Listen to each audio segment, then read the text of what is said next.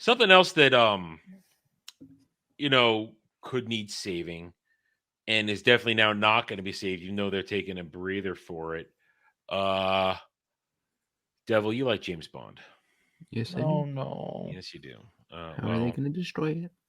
Barbara Broccoli has said the films will be reinvented for the modern world.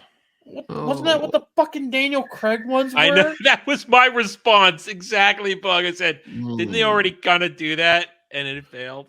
Like, that was literally what No Time to Die was.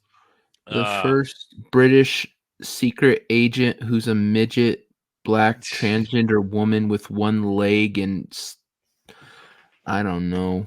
Okay, I want to get some clarification. Okay. What's Barbara Broccoli's relationship to the guy who made the Her daughter?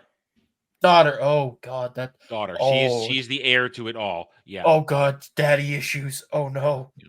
Chopping broccoli. Yeah. Chopping broccoli. James Bond producer Barbara Broccoli. When I was a kid, it was the question: is it broccoli or broccoli? And then everybody's like, no, it's broccoli. Just say broccoli. Barbara Broccoli recently confirmed that future James Bond films will reinvent the character and stories for the modern world. Literally the Daniel Craig movies.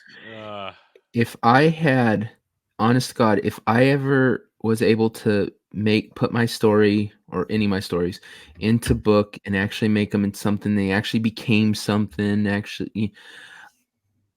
my kids, yeah, they would inherit it, but I would have the control of it locked. Like, I would say, you guys can, make money off of it, but you're not allowed to change any of the characters. You're not allowed to. I would have such strict things that, and it would be controlled by some sort of law firm or something. So they couldn't do it. They can't sell the rights unless, Like, you could, it's like, yeah, you can make merch and like stories out of it, but if you try to change one thing, you lose it all. Like, simple as that.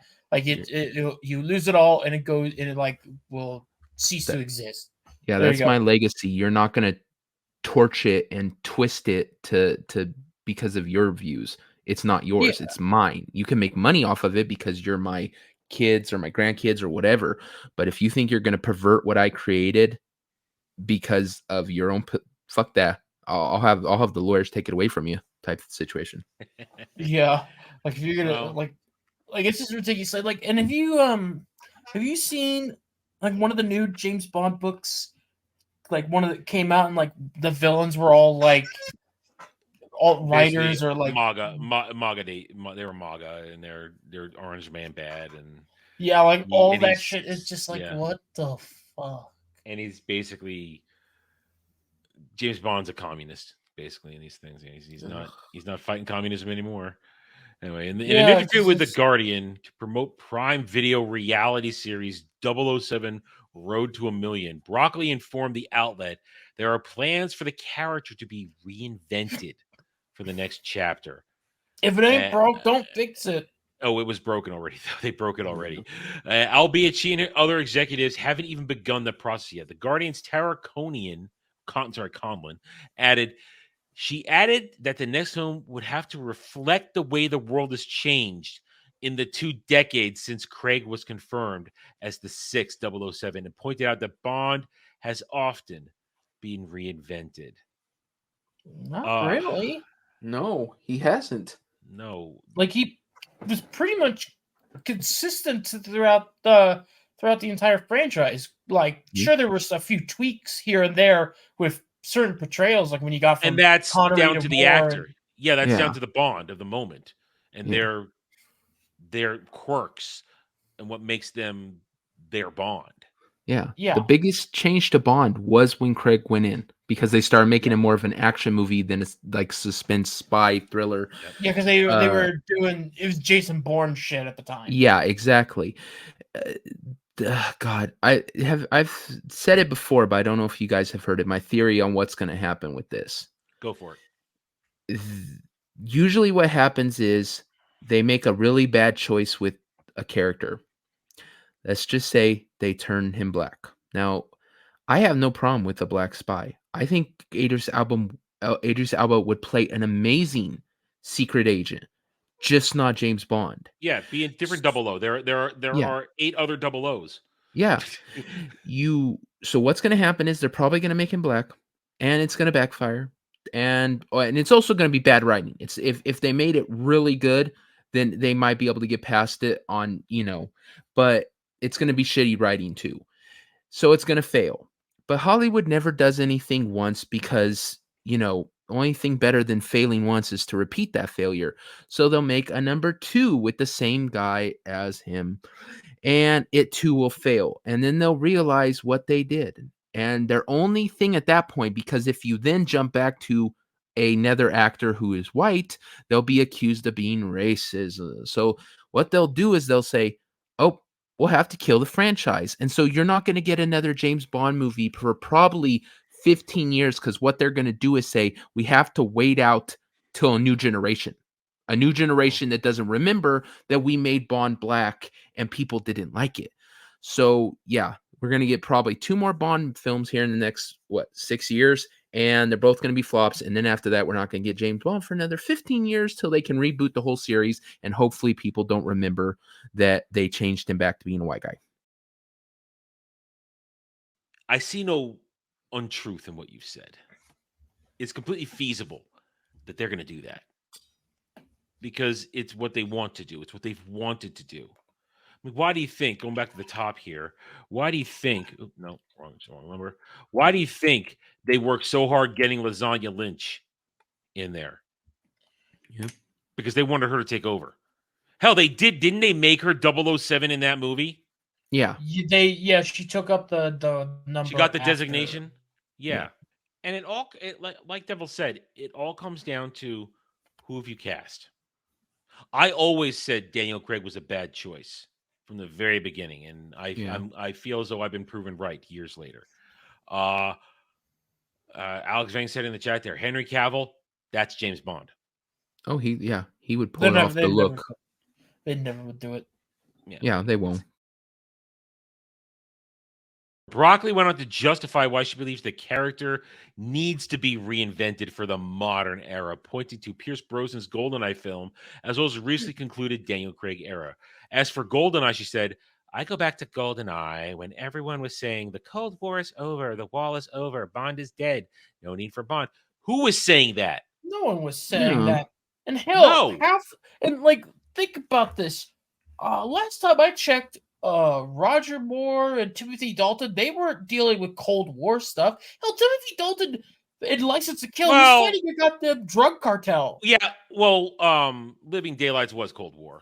That was Cold War. Yeah, but they weren't always fighting Cold War stuff. Oh yeah. Yeah. You're right. You're right. You're running that eye. There's variety to it, so it's not like they have to always be fighting some Cold War era stuff. There was always a mixture of it. I mean, hell, Roger Moore is Live and Let Die. Like he's just fighting like a black gangster. Yeah, black gangster. Oh God, that one is one of the weirdest ones. Yeah, I mean, what Roger Moore was is definitely like the weirdest era of like the Bond stuff. Yeah, they've been all over. They did the one in Cuba. But they were definitely one of the wackiest of the bunch, and that's saying something considering Sean Connery's Only Live Twice's Asian makeup. She probably did hear people talk about that James Bond but it was in her bubble because I'm sure she's wealthy from her father's money and stuff. The rich people, but they're not the ones who are going out in droves to watch James Bond movies. It's dudes like us. Dude, when it was announced Pierce Brosnan was going to be James Bond, we were all going, yeah. I'd say Pierce Brosnan was my favorite till I saw Sean Connery. Then I said, what the hell? Seriously, if you look at them like right next to each other, there's only one James Bond. Yes.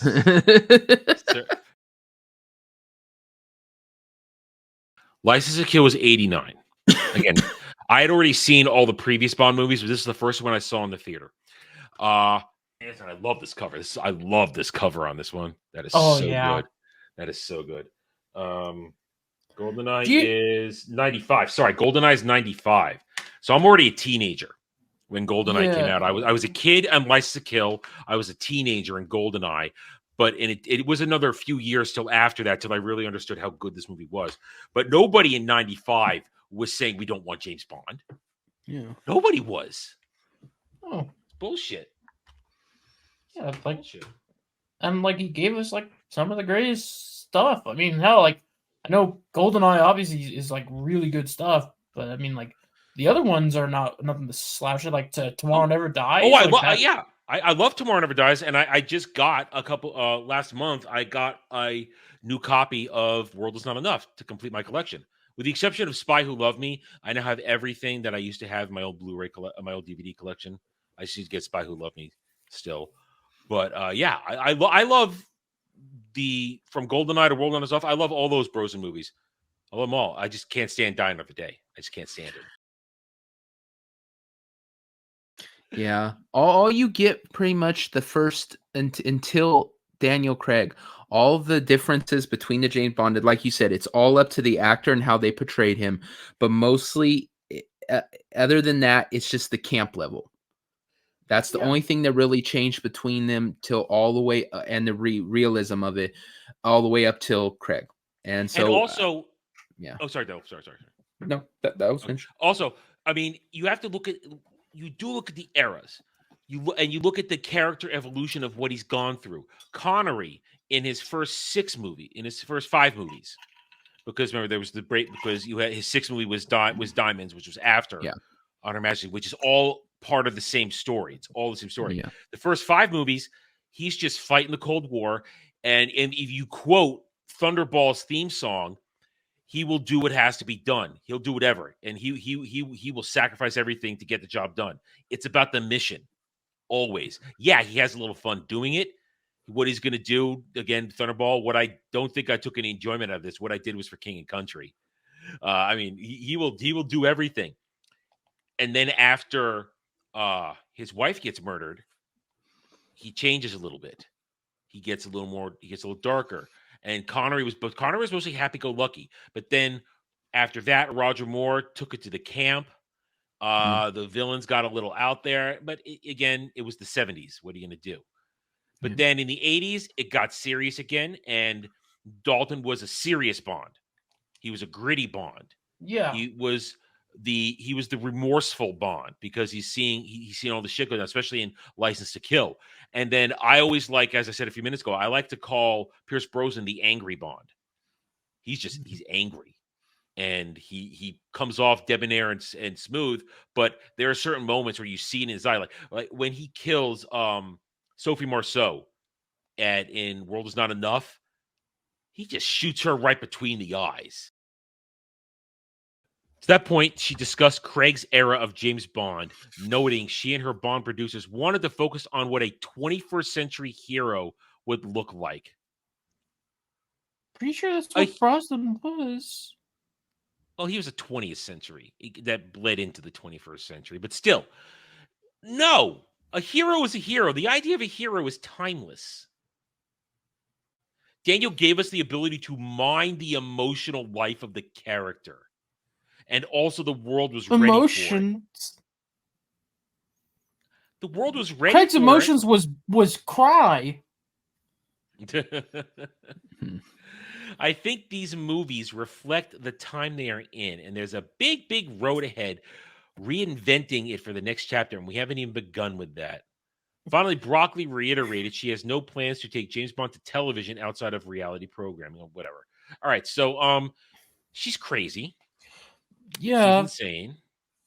And because like the Craig era was like their whole big ass attempt of trying to reinvent Bond in the way they wanted it. I mean, like Casino Royale, like was like, hey, it was an interesting little start.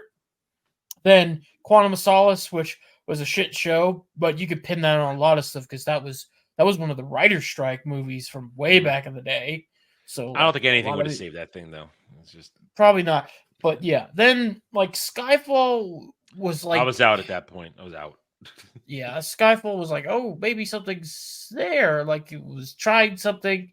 Then Spectre, the freaking No Time to Die was like, yeah, no.